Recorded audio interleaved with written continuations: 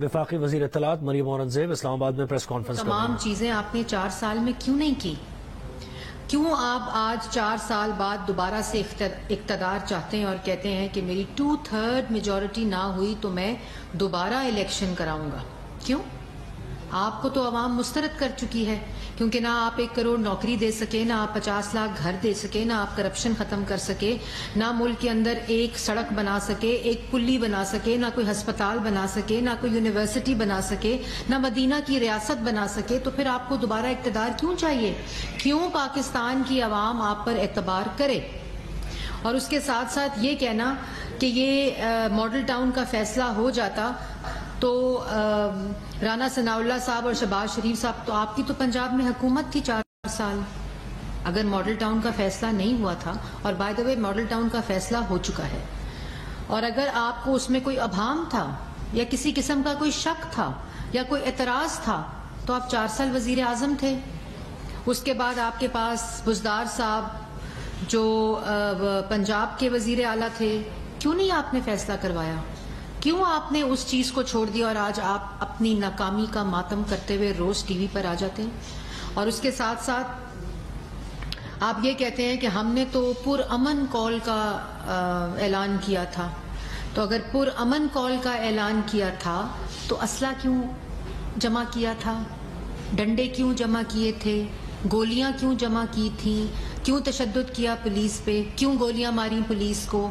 کس طرح وہ پولیس کانسٹیبل جو ہیں وہ شہید ہوئے، جن کے 5 بچے ہیں، جن کا چھوٹا بچہ 8 ماہ کا ہے؟ اگر آپ نے پرامن کی کال دی تھی تو پھر کیوں آپ نے یہ تمام چیزیں کی؟ اس کے بعد کیوں آپ کی یہ بات مان لی جاتی؟ کس طرح عوام 2014 کو بھول جاتی جب پولیس والوں کے سر پھٹے؟ ایک پولیس والا اب شہید ہوا ہے۔ یہ تھی آپ کی تیاری۔ آپ کی تیاری تھی پولیس والوں کے سر پھاڑنے کی، آپ کی تیاری تھی سرکاری املاک کو آگ لگانے کی، جو آپ نے کیا۔ جب سپریم کورٹ کا فیصلہ آیا، جب سپریم کورٹ نے یہ کہا کہ ایج 9 میں آپ آئیں، آپ اتنے ناکام ہیں، اتنا ناکام آپ کی تیاری تھی کہ آپ ایج 9 کے گراؤنڈ میں جلسی تک نہیں کر سکے۔ آپ کو اجازت دی سپریم کورٹ نے، آپ کو یہ کہا کہ آپ وہاں آ کر اپنا جلسہ کریں۔ جو پرامن لوگ ہوتے ہیں وہ آرام سے آتے ہیں۔ ہم نے بھی 4 سال پی ڈی ایم نے آپ کی جو بدبودار احتساب، سیاسی انتقام کا سامنا کیا ہے۔ ایک انسیڈنٹ بتائیں کہ ایک پولیس والے کو ایک ڈنڈا تک لگاؤ۔ پی ڈی ایم نے اور مولانا فضل الرحمان نے، پاکستان مسلم لیگ نون نے، پیپلز پارٹی نے، اے این پی نے کلیکٹو بھی اجتماع کیے، الگ الگ بھی پارٹیوں نے اجتماع کیے، جلسے بھی کیے، ریلیاں بھی نکالی۔ مجھے یہ بتائیں کہ ایک ڈنڈا کسی پولیس والے کو لگاؤ، کوئی ایسی ایک گملہ ٹوٹا ہو، یہاں تو آپ کس طرح آپ کی بات مان جاتے؟ 2014 کو بھول جاتے کہ آپ نے پی ٹی وی پر حملہ کیا، آپ نے پارلیمنٹ پر حملہ کیا، پولیس والوں کے سر پھاڑے، بجلی کے بل جلائے، سول نافرمانی کی تحریکیں چلائیں، اس کے بعد مبارکبادیں دیں کہ پی ٹی وی پر حملہ ہو گیا، بہت مبارک ہو، مبارکباد دی کہ پارلیمنٹ پر حملہ ہو گیا، بہت مبارک ہو، منتخب وزیر اعظم کو گلے سے گھسیٹ دو کہ آپ نے اعلانات کیے، اوئے آئی جی، اوئے فلانا میں تمہیں دیکھ لوں گا۔ کیسے عوام بھول جائے؟ کیسے عوام بھول جائے کہ ڈی چوک پہ قبریں کھدی تھیں؟ کیسے عوام بھول جائے کہ سیاسی مخالفین کو مارنے، ان کے پیچھے انتشار اور فساد کے آپ نے اعلانات کیے؟ کیسے عوام بھول جائے کہ آپ نے خونی لانگ مارچ کا اعلان کیا تھا؟ یہ کیسے بھولے عوام؟ پھر سپریم کورٹ کا جب فیصلہ آیا تو آپ نے میٹرو بس اسٹیشن جلائے، آپ نے درختوں کو آگ لگائی، آپ نے ڈی چوک پہ ٹائر جلائے، آگیں لگائیں۔ اگر آپ کو کنٹرول نہ کیا، یہ پرامن، یہ کوئی جمہوری حق نہیں ہے۔ سرکاری املاک کو آگ لگانا کوئی جمہوری حق نہیں عمران خان صاحب، میٹرو اسٹیشن جلانا کوئی جمہوری حق نہیں ہے، درختوں کو آگ لگانا کوئی جمہوری حق نہیں ہے، اسلحہ جمع کر کے احتجاج کرنا کوئی جمہوری حق نہیں ہے، گولیاں اور ڈنڈے جمع کر کے احتجاج کی کال دینا کوئی جمہوری حق نہیں ہے، خونی مارچ کا اعلان کرنا کوئی جمہوری حق نہیں ہے، یہ کوئی۔ اور آپ آرام سے لوگوں کو پہلے ایک دن ہوا میں معلق رہے، ہیلی کاپٹر میں سفر کرتے رہے اور نیچے لوگوں کو دیکھتے رہے کہ جمع ہوئے ہیں کہ نہیں، 35 لاکھ روپیہ خیبر پختونخوا کے ایم پی ایز اور ایم این ایز کو کہا کہ لوگوں کو جمع کرو, 35,000 لوگ نہ جمع کر سکے. دوسرے دن آپ کنٹینر پر آئے اور ایک دم آپ نے کہا میں چلا گیا ہوں. F8 تک آپ تشریف لے آئے تھے, کس نے روکا تھا آپ کو؟ آپ کے کنٹینر کو 4 دفعہ آپ رکے. آپ کی تیاری نہیں تھی تو کیا کرنے آئے تھے؟ تیاری آپ کی صرف اسلحہ جمع کرنا تھی, اور اس کے بعد سپریم کورٹ کو دیتے ہیں دھمکیاں, کہتے ہیں میں پٹیشن لے کر جا رہا ہوں, میں انتظار کر رہا ہوں سپریم کورٹ کے فیصلے کا. پٹیشن تو سپریم کورٹ میں آئین شکنی کی بھی گئی تھی 11 اپریل کو, جس میں 5-0 کا فیصلہ تھا آنریبل ججز کا کہ پاکستان کے آئین کو وائلیٹ کیا گیا ہے, آئین شکنی کی گئی ہے. وہ ریورس ہوئی جو ریزولوشن تھی, ڈپٹی اسپیکر سے آئین شکنی کرائی, صدر سے آئین شکنی کرائی, وہ پٹیشن بھی گئی تھی. رات کو دروازے کھلے تھے آئین کو بچانے کے لیے, پارلیمان کھلی تھی آئین کو بچانے کے لیے, عوام دیکھ رہی تھی آئین کو بچانے کے لیے. اور آج کہتے ہیں سپریم کورٹ کو دھمکی دیتے ہیں, سپریم کورٹ کو پریشرائز کرتے ہیں, کہتے ہیں سپریم کورٹ پیسے کھا کر نون لیگ کو بچاتی ہے. یہ آپ ججز کو کہہ رہے ہیں, یہ آپ سپریم کورٹ کو کہہ رہے ہیں, سپریم کورٹ کو آپ دھمکانے کی کوشش کر رہے ہیں. اور یہ الزام, میڈیا آپ کے خلاف بات کرے تو کہتے ہیں میڈیا کو پیسے دیے گئے ہیں, میڈیا بک گیا ہے. اور سپریم کورٹ کی بات کرتے ہیں تو کہتے ہیں ججز بک گئے ہیں, ججز کو پیسے دیے ہیں. میں فیصلے کا انتظار کر رہا ہوں, سپریم کورٹ ہمارا فیصلہ دے. کون سا فیصلہ دے؟ اس نے سپریم کورٹ نے آئین شکنی کا بھی فیصلہ دیا ہے, سپریم کورٹ نے اس دھرنے کا بھی فیصلہ دیا کہ آپ H9 میں آ کر اپنا جلسہ کریں, پرامن احتجاج پروٹیسٹ کریں. لیکن اگر آپ دھاوا بولیں گے, اگر آپ ریاست پر حملہ کرنے کی کوشش کریں گے, اگر آپ سرکاری املاک کو جلانے کی کوشش کریں گے, تو پھر یہ کوئی جمہوری حق نہیں ہے, اس کا آپ کو کوئی اجازت نہیں دی جائے گی. اور اگر تیاری نہیں تھی تو میں یہ بھی کہنا چاہتی ہوں کہ تیاری آپ کی اب 6 صدی نہیں ہو سکتی, اور اس کے پیچھے پاکستان کی عوام ہے. پاکستان کی عوام آپ کو مسترد کر چکی ہے. آپ 100 سال تیاری کریں, آپ 100 سال منتیں کریں, آپ 100 سال جھوٹ بولیں, اب پاکستان کی عوام آپ کے ساتھ نہیں ہے. یہ بات سمجھ لیں.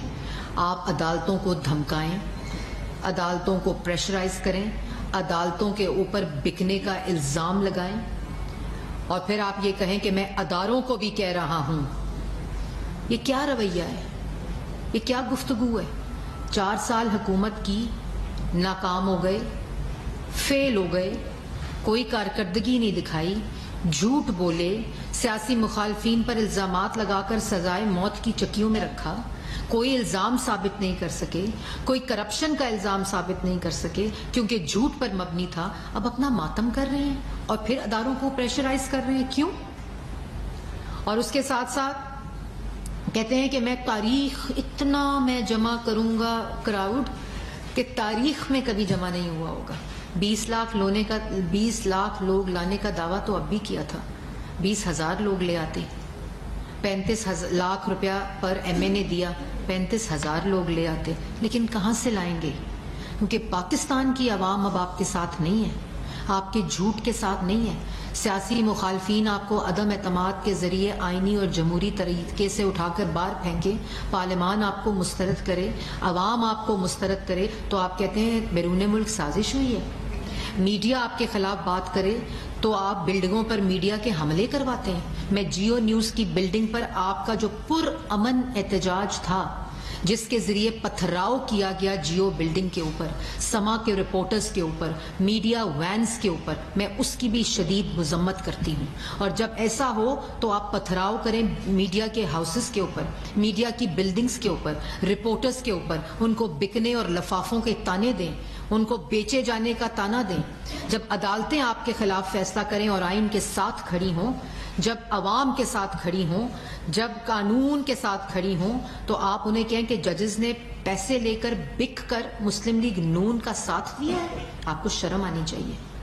اور یہ پریشرائز کر کے عدالت کو بھی آج فیصلہ کرنا ہوگا کہ اگر اس پریشر میں آ کر, اس دھمکی میں آ کر آپ پر بکے جانے کا الزام لگایا ہے عمران خان صاحب نے, ان پریشر میں آ کر آپ نے اگر کوئی ایسا فیصلہ کیا جس سے یہ تاثر بھی جائے کہ سپریم کورٹ کے اوپر ایک شخص جو ذہنی مریض ہے، جو ایک ذہنی مریض جھوٹا اور منافق شخص ہے، وہ حملہ آور ہے، وہ آئین پر حملہ آور ہے، وہ پارلیمان پر حملہ آور ہے، وہ میڈیا پر حملہ آور ہے، وہ عدلیہ پر حملہ آور ہے، وہ اداروں پر حملہ آور ہے، وہ پاکستان کی ریاست پر حملہ آور ہے، کیونکہ ہار تسلیم نہیں ہوتی۔ انا اور تکبر اور ضد اتنی ہے کہ اس کا دل کرتا ہے کہ صرف جو وہ ضد کرے وہ پوری ہو جائے۔ ایسا نہیں ہوگا۔ اب صرف پاکستان کی عوام کو اپنی ترقی چاہیے، اپنا روزگار چاہیے، سکون چاہیے، اتفاق چاہیے، اتحاد چاہیے، جو آپ کے خمیر میں نہیں ہے۔ عمران خان صاحب، آپ نے وقت ضائع کر دیا ہے جھوٹ بول بول کے، آپ نے وقت ضائع کر دیا ہے سیاسی انتقام لے لے کر، آپ نے وقت ضائع کر دیا ہے پاکستان کی عوام کا وقت ضائع کر کر، اور اب یہ ختم ہونا چاہیے۔ اور ایک اور چیز میں کہنا چاہتی ہوں، کہتے ہیں مذاکرات ہو سکتے ہیں۔ مذاکرات جب ہم کہتے تھے ہونے چاہیے معیشت پہ، کووڈ پہ، فیٹف پہ، قومی سلامتی کے امور پہ، تو کہتے تھے میں NRO نہیں دوں گا۔ تو عمران خان صاحب، آج آپ کو NRO نہیں ملے گا۔ ہم آپ کے ساتھ مذاکرات نہیں کر سکتے اگر وہ مذاکرات دھمکی اور ڈکٹیشن کے اوپر مبنی ہو۔ اور آپ نے کہا کہ میں مذاکرات کروں گا اگر الیکشن جون میں کرائے جائیں اور الیکشن کی ڈیٹ دی جائے، تو میں آپ کو آج الیکشن کی ڈیٹ دے رہی ہوں۔ لکھیں تاریخ الیکشن کی، اگست 2023۔ الیکشن کی ڈیٹ کو اپنے دماغ پر اور اپنے دل پر چسپاں کریں۔ میں دوبارہ دہراتی ہوں، میں نے آپ کو کل کہا تھا کہ کان کھول کے سن لیں کہ الیکشن موجودہ حکومت اور اس کی تاریخ اتحادی دیں گے اپنی آئینی مدت پوری ہونے کے بعد۔ شاید کان صاف نہیں ہیں، آج دونوں کان کھول کر سن لیں۔ میں الیکشن کی ڈیٹ دے رہی ہوں، اگست 2023۔ نہ آپ کی دھمکی میں کوئی آئے گا، نہ آپ کی ڈکٹیشن میں کوئی آئے گا، نہ آپ کی گالم گلوچ میں اور بدتمیزی میں کوئی آئے گا۔ اپنے رویے کو تبدیل کریں، انتظار کریں الیکشن کا، انتظار کرنا سیکھیں۔ اور الیکشن اگست 2023 میں ہوگا۔ The elections will be held in August 2023۔ انگریزی میں بھی بتا دیا ہے، اردو میں بھی بتا دیا ہے۔ اس لیے مذاکرات اگر اس بات پر کرنے ہیں تو گھر بیٹھیں، باہر نکلنے کی ضرورت نہیں ہے۔ اور اگر باہر گھر سے نکلیں گے اسلحہ لے کر، گولی لے کر، ڈنڈے لے کر، خونی مارچ کا اعلان کر کے، تو جو پہلے ہوا ہے اس سے بھی بدتر ہوگا۔ یہ کام نہ کریں، عوام کو مزید تقسیم نہ کریں، مزید انتشار نہ پھیلائیں، مزید فساد نہ کریں، مزید افراتفری نہ پھیلائیں۔ اب آپ حکومت میں نہیں ہیں، سکون کریں اور اگست 2023 کا انتظار کریں۔ اور اس ذہنی حالت میں ایک دفعہ دوبارہ مشورہ دے رہی ہوں، اس ذہنی حالت میں آپ کو بالکل ٹی وی پر آنے کی ضرورت نہیں ہے، بالکل۔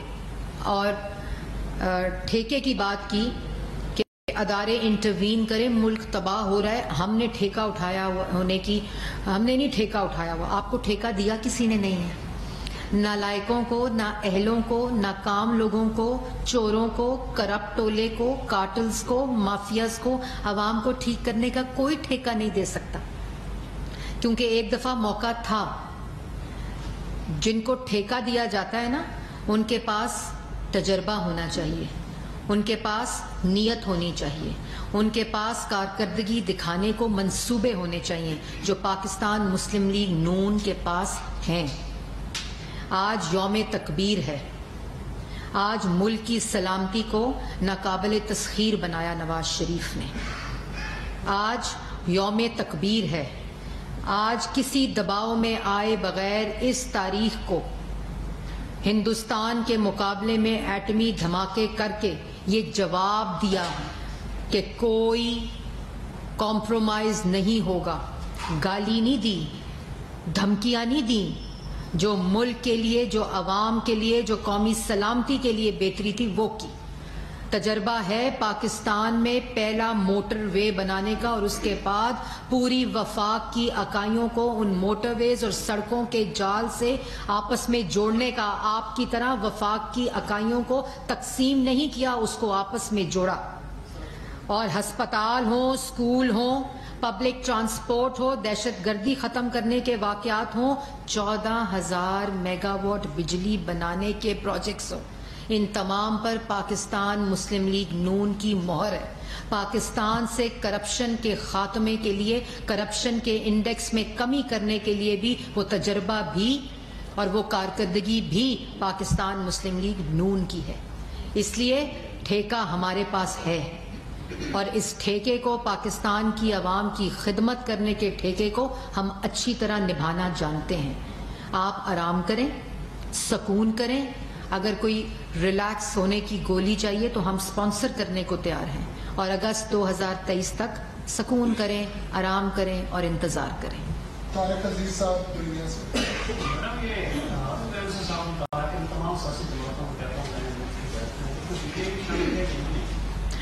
دیکھیں, رویہ بدل کر بالکل, کیونکہ آج ملک کے اوپر وزیر اعظم ہے, جو پاکستان کا اس وقت وزیر ہے, اس کے اندر انا نہیں ہے, تکبر نہیں ہے, ضد نہیں ہے. ان کا ایک ہی مقصد ہے کہ پاکستان کے اندر ترقی ہو, خوشحالی ہو, پاکستان کی عوام کو ریلیف ملے, تاکہ پاکستان کی عوام روز رات کو سکون سے سو سکے. اور پاکستان کی عوام کو رات کو سکون سے سونے کے لیے روز دن رات وزیر اعظم شہباز شریف صاحب کام کر رہے ہیں. لیکن اگر رویہ دھمکی دینے کا ہوگا, ڈکٹیشن دینے کا ہوگا, گالی دینے کا ہوگا, اور یہ کہا جائے کہ اگر یہ کریں گے تو یہ ہوگا, تو یہ NRO نہیں دیا جائے گا. نہیں, شرط کی تو بات ہی نہیں ہے نا, اس رویے کے ساتھ نہیں ہو. ہاں جی, جاج فاروق صاحب. جو کرنٹ سچویشن ہے, ملک کی جو صورتحال ہے, معاشرت کی صورتحال ہے, سیاسی صورتحال ہے, ایک ڈائلاگ کی ضرور ہوتی ہے ان موقع کے اوپر. اور اگر وہ ڈائلاگ کی بات کر رہے ہیں تو اس ڈائلاگ کو وسیع کرنے میں کوئی حرج ہے کہ سب مل بیٹھیں اور ڈائلاگ کریں, تاکہ ملک کے جو مسائل ہیں وہ مل بیٹھ کر حل ہو. جیسے ڈائلاگ لندن میں ہوئے تھے ایک دفعہ, کیا اس طرح کی صورتحال پیدا کی جائے؟ دیکھیں, بات یہ ہے کہ ڈائلاگز تب ہوتے ہیں جب دونوں پارٹیز کے اندر وہ نیت بھی ہو, وہ رویہ بھی ہو, وہ انٹینشن بھی ہو. لیکن جب نیت میں کھوٹ ہو, جب جھوٹ ہو, منافقت ہو, تو وہ ڈائلاگ ہو ہی نہیں سکتا. اور ایک اور بات بھی میں کہنا چاہتی ہوں کہ کہتے ہیں کہ ہم ان پولیس والوں کی تصویریں جو ہیں وہ سوشل میڈیا پہ لگائیں گے تاکہ لوگ ان کو گالیاں دیں. لوگ ان کو, آپ کو شرم آنی چاہیے. پولیس فورس وہ فرنٹ لائنرز ہیں, وہ سولجرز ہیں جو پاکستان کے لوگوں کی, عوام کی حفاظت کے لیے فرنٹ لائن پر کھڑے ہوتے ہیں. اور پولیس والے جو ہیں وہ ہمارے سر کا تاج ہیں. اور میں یہ بھی کہنا چاہتی ہوں کہ اگر سوشل میڈیا کے اوپر کسی طرح بھی پولیس کے خلاف کوئی مہم چلائی گئی تو اس کے بعد جو اظہار رائے ہے, جس کو استعمال کر کے آپ اس قسم کی آرگنائزڈ کیمپین کریں گے, تو اس کے نتائج آپ کو بھگتنا پڑیں گے. پولیس اور لا انفورسمنٹ ایجنسیز جنہوں نے اس جتھے کو, مسلح ٹولے کو, پاکستان کی عوام کو ان کے شر سے بچایا, تو ان کے خلاف کسی قسم کی کوئی اگر مہم ہوئی, میں دوبارہ ری ایٹریٹ کرنا چاہتی ہوں, دہرانا چاہتی ہوں, اس کے اوپر کوئی بھی زیرو ٹالرنس ہے. میں پی ٹی اے کو بھی اور وزارت داخلہ کو بھی, FIA, کیونکہ جو وزیر داخلہ ہیں رانا ثناء اللہ صاحب, جو سمجھ آ گئی ہوگی کہ اب وزیر اعلیٰ رانا ثناء اللہ صاحب ہیں, وزیر داخلہ, انٹیریئر منسٹر, تو ان کو بھی اس پہ بھی انہوں نے بھی یہ پوری طرح سے ہدایت دی ہوئی ہے کہ کسی قسم کی اس طرح کی جو کیمپین ہے وہ نہیں ہونی چاہیے. دوسری بات کہ کہتے ہیں بھیڑ بکریاں سمجھ رکھا تھا ہمیں. بھیڑ بکریاں تو آپ نے سمجھ رکھا ہے عوام کو, کہ آپ جھوٹ بولیں گے, مہنگائی کریں گے, بے روزگاری کریں گے, ان کو بھوکا کریں گے, ان کو غریب کریں گے, ان کو 1 کروڑ نوکری کا جھانسا دیں گے, ان سے دوائی چھین لیں گے, گھر کا کرایہ دینے کے پیسے چھین لیں گے, کاروبار چھین لیں گے, کسان سے اس کا کاروبار چھین لیں گے, تو آپ کے اوپر وہ اعتبار کریں گے؟ یہ پاکستان کی عوام ہے, بھیڑ بکریاں نہیں ہیں. میں آپ سے بات کرنا جاری تھی کہ یہاں ہم لوگوں نے اسے 4 سال برداشت کیا تھا, عوام نے بھی بہت کیا ہے. अगर आप लोगों ने किया, आवाम ने आपसे ज्यादा किया। सिर्फ 10 माह रह गए थे। अगर 10 माह इन्हें और बर्दाश्त कर लिया जाता, आवाम तो मैडम अभी भी पिस रही है, आगे भी पिस रही है, तो शायद इन्हें कोई बोलना काम ऐसे चल रहे हैं कि आपका बड़ा इम्पोर्टेंट सवाल है, इसका जवाब मैं देना चाहती हूँ कि ये इंतजार की बात नहीं थी, ये सियासत की बात नहीं थी, इसमें कोई जाती मफाद की बात नहीं थी। इस वक्त पाकिस्तान के अवाम की ये राय थी। इस वक्त 90% जो आबादी है वो उन लोगों को रिप्रेजेंट करती है जो इस वक्त हुकूमत में हैं। पाकिस्तान के वफाक की तमाम अकाइयाँ इस वक्त हुकूमत में हैं। ये उनकी राय थी कि इस वक्त जो हुकूमत है उस वक्त इमरान खान साहब की, वो उनसे उनकी रोटी छीन रही है, उनसे उनका रोजगार छीन रही है, मुल्क की तरक्की छीन रही है। करप्शन दोनों हाथों से अवाम को लूटा जा रहा है। कार्टल्स और माफियाज की हुकूमत है, तो अब पार्लियामेंट को बुलडोज किया जा रहा है। तो ये जो अदम एतमाद है ये आईनी तरीका है।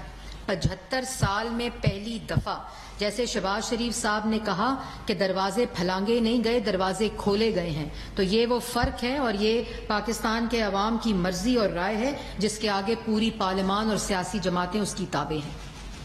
शाकिर अब्बासी साहब आपके जोड़ने की बात की, पाकिस्तान के सीएम ने प्रेस कॉन्फ्रेंस में उन्होंने इल्जाम लगाया जब हम पंजाब में दाखिल हुए, पंजाब पुलिस और चीफ सेक्रेटरी पंजाब से बात की, बात कह दी कि अगर हमें ये मजबूर किया जाए तो सीएम मेरे पास में पार्टी का ऐलान कर दूँ कि पीएम को मैं नहीं चाहता होना दूंगा, तो इस पर उनकी जो प्रेस कॉन्फ्रेंस में क्या रहते? देखिए, बात यह है कि मेरा मशवरा है, मैं इसका जवाब तो नहीं दूंगी, कि मुल्क बहुत तकसीम हो गया। आईनी ओहदों की और आईनी मनसब की बहुत आइन शिकनी हो गई है। इसको मजाक ना बनाएं। कभी स्पीकर की कुर्सी को मजाक, कभी सदर की कुर्सी को मजाक, कभी गवर्नर की कुर्सी को मजाक, कभी पंजाब के स्पीकर की कुर्सी को मजाक, कभी वजीर आला की कुर्सी को मजाक। ये काम ना करें, इसमें कलेक्टिव इज्तमाई नुकसान होगा।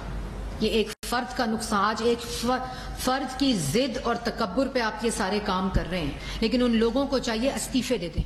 वफाकी वज़ीर इत्तलात मरियम औरंगज़ेब न्यूज़ कॉन्फ्रेंस कर रही हैं।